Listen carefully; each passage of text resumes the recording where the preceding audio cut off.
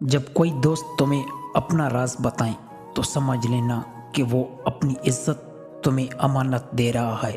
اس میں کبھی بھی خیانت مت کرنا۔ کسی کا عیب تلاش کرنے والے کی مثال اس مکھی جیسی ہے جو سارا خوبصورت جسم چھوڑ کر صرف زخم پر بیٹھتی ہے۔ وقت اور دولت دو ایسی چیزیں ہیں جو انسان کے اختیار میں نہیں۔ وقت انسان کو مجبور اور دولت مغرور بنا دیتی ہے۔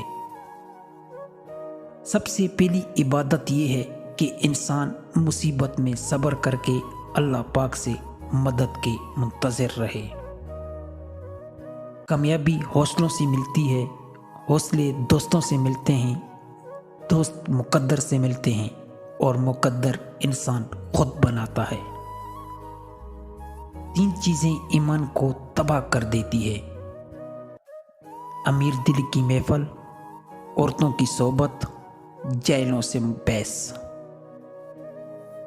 جو شخص تمہارا غصہ برداشت کر لے اور ثابت قدم رہے تو وہ تمہارا سچا دوست ہے۔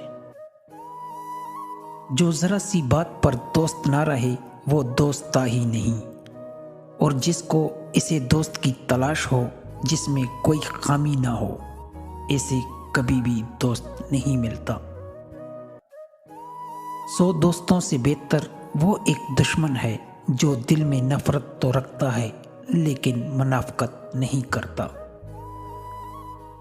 ایسی غربت پر صبر کرنا جس میں عزت محفوظ ہو، اس امیری سے بہتر ہے جس میں ذلت و رسوائی ہو۔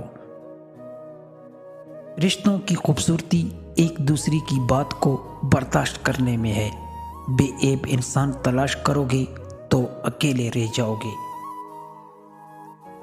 زندگی کی اصل خوبصورتی یہ نہیں کہ آپ کتنے خوش ہیں، بلکہ زندگی کی اصل خوبصورتی تو یہ ہے کہ دوسرے آپ سے کتنے خوش ہیں۔ دوستوں کے غم میں ہر حال میں شامل ہوا کرو، لیکن خوشیوں میں تب تک نہ جانا جب تک وہ تمہیں خود نہ بلائیں۔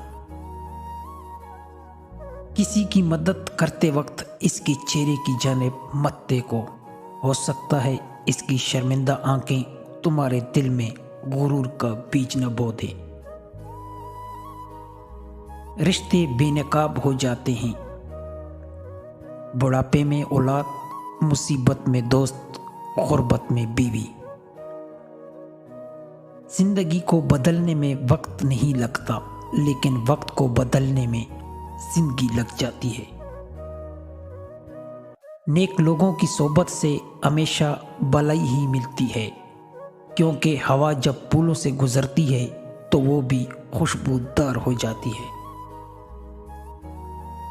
ایک بری عورت بے شمار مردوں کو گمراہ کر سکتی ہے، مگر بے شمار مرد مل کر بھی ایک نیک عورت کو گمراہ نہیں کر سکتے۔ محبت کی آخری قسط جسم ہوتی ہے، جسم مل جائیں تو محبت ختم ہو جاتی ہے۔ دوستو، اگر آپ لوگوں کو میری ویڈیو اچھی لگی ہو تو برائے مہربانی ویڈیو کو لائک اور چینل کو سبسکرائب کر دیں۔ آپ سب دوستوں کا شکریہ، تھینک یو۔